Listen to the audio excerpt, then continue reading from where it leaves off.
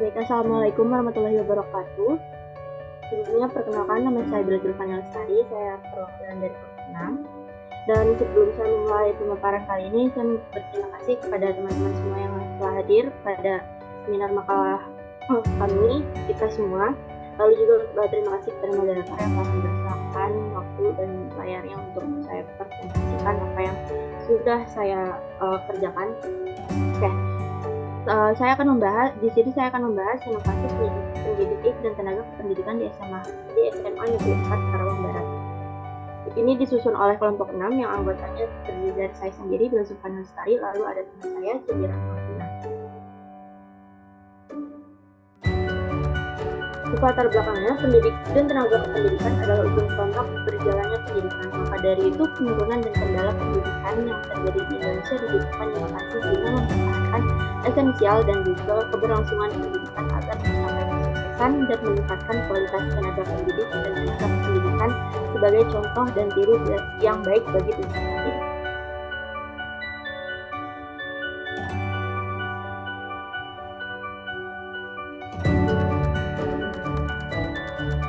Rumusan masalahnya ada 3. Di sini kami membahas apa yang dimaksud dengan pendidik dan tenaga pendidikan, lalu yang kedua terdiri dari apa saja tenaga pendidikan, dan yang terakhir bagaimana inovasi pada pendidik dan tenaga pendidikan. Untuk tujuannya yaitu mengetahui apa itu pendidik dan tenaga pendidikan, lalu kedua mengetahui terdiri dari apa saja tenaga pendidikan, dan yang ketiga mengetahui inovasi pada pendidik dan tenaga pendidikan.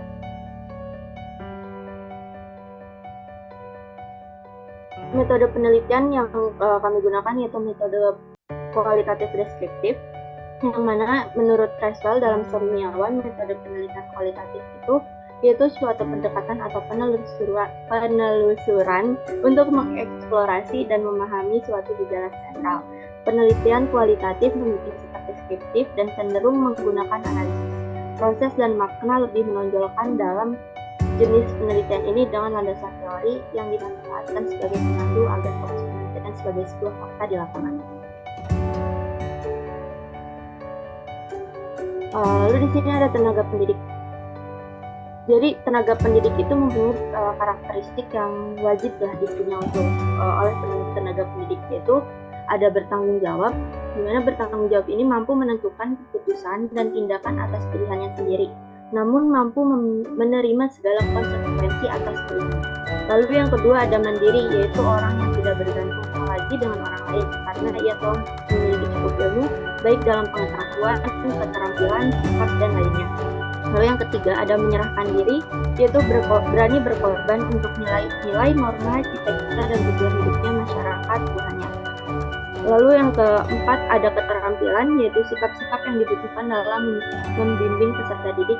Dan yang terakhir ada mampu bersosialisasi, yaitu mampu memotivasi peserta didik dan mampu melakukan komunikasi kepada peserta didik.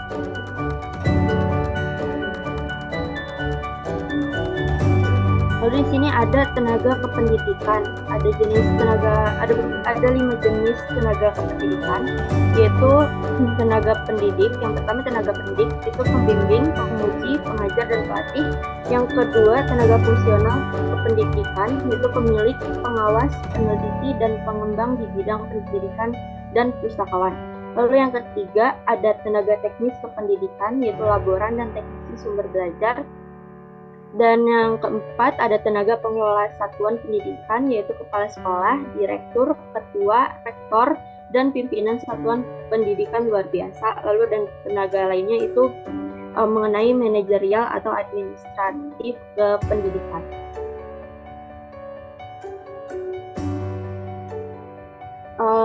Sebelum lanjut menginfokan bahwa di SMA 4 sendiri, menurut hasil wawancara bersama Ibu Rinawati SE dari bagian tata usaha, SMA 4 ini menuturkan bahwa di sekolah tersebut telah memiliki bagian-bagian yang utuh dan sesuai dengan tenaga pendidikan yang dimiliki sekolah. Jadi dari 5 kategori ini di SMA 4 sendiri itu udah ada semua. Lalu ada kompetensi pendidik. Yang pertama itu kompetensi pedagogik, yaitu meliputi pemahaman guru terhadap peserta didik, perancangan dan pelaksanaan pembelajaran, evaluasi hasil belajar, dan pengembangan peserta didik untuk mengaktualisasikan berbagai potensi yang dimilikinya. Lalu yang kedua ada kompetensi kepribadian, itu merupakan kemampuan personal yang mencerminkan kepribadian yang mantap, stabil, dewasa, arif, dan berwibawa, menjadi teladan bagi peserta didik dan berakhlak mulia. Lalu yang ketiga ada kompetensi profesional, yang mana kompetensi profesional ini merupakan penguasaan materi pembelajaran secara luas dan mendalam, yang mencakup penguasaan materi kurikulum mata pelajaran di sekolah dan substansi keilmuan yang menaungi materinya, serta penguasaan terhadap struktur dan metodologi keilmuan. Lalu yang terakhir ada kompetensi sosial. Ini merupakan kemampuan guru untuk berkomunikasi dan bergaul secara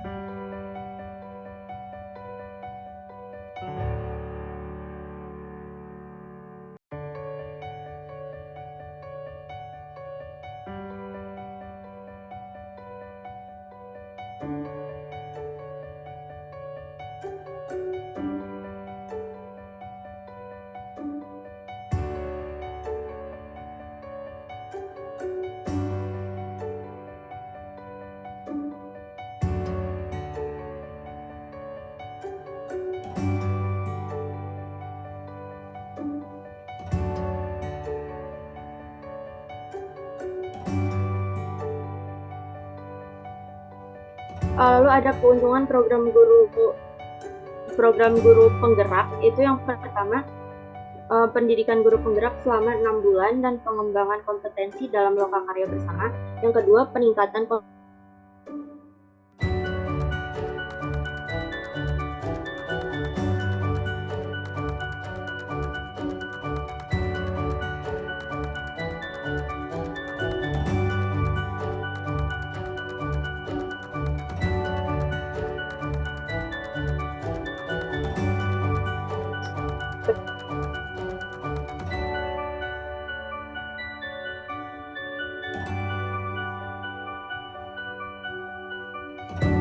mohon maaf tadi sinyal yang terkendala.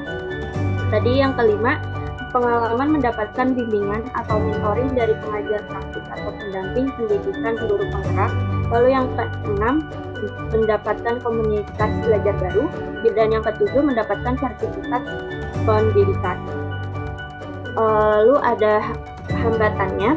Ini lebih ke tantangan yang dihadapi ya ketika mengikuti program ini gitu. Yang pertama itu ada 2 tahap tantangan, yaitu yang pertama ketika masih mengikuti proses pendidikan melalui pelatihan daring, lokakarya, konferensi, dan pendampingan selama 9 bulan.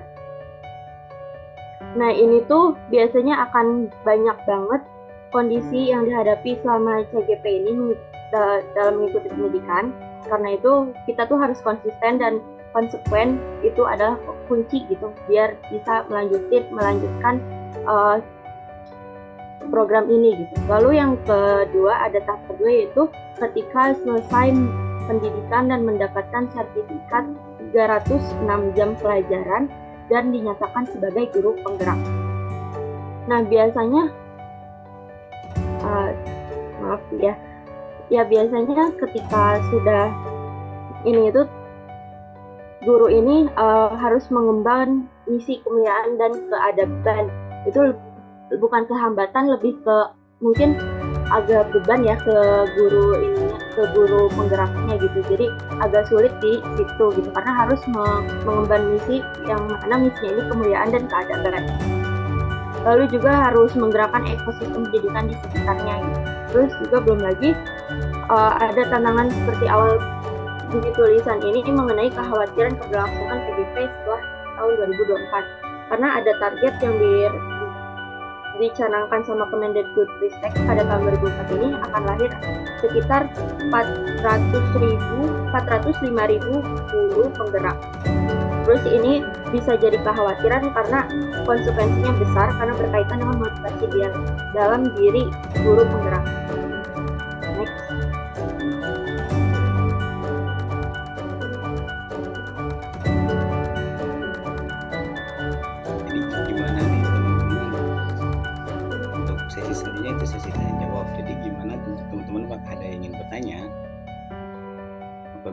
bertanya, silakan mengaktifkan fitur raise hand ataupun bisa menaruh pertanyaannya di kolom chat.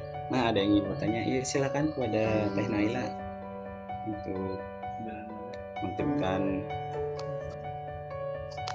mikrofonnya. Izin memperkenalkan diri, saya Naila Salwakamisa dari SMA Negeri 1 Cipendei. Izin bertanya, apakah 4 kompetensi pendidik wajib dimiliki oleh tenaga pendidik? Dan apakah di sekolah SMA 4 Karawang telah sesuai dengan kompetensi tersebut? Terima kasih. Terima kasih pada Teh Naila. Jadi gimana nih untuk Teh Bila jawabannya, apakah ada ingin langsung dijawab atau bagaimana? Nah, boleh langsung dijawab aja ya Kang ya. Sebelumnya terima kasih. Sebelumnya terima kasih pada Teh Naila yang udah bertanya. Nah, untuk keharusan sendiri sebenarnya harus, karena idealnya itu seperti itu, karena sesuai sama standar tenaga pendidikan yang menurut PP nomor 57 tahun 2021 tentang standar nasional pendidikan. Lalu untuk di SMA 4 Karawang sendiri, alhamdulillahnya sudah memenuhi itu, dan ada informasi lagi di SMA Negeri 4 Karawang juga sudah ada satu guru penggerak. Mungkin itu saja. Gimana Teh Naila?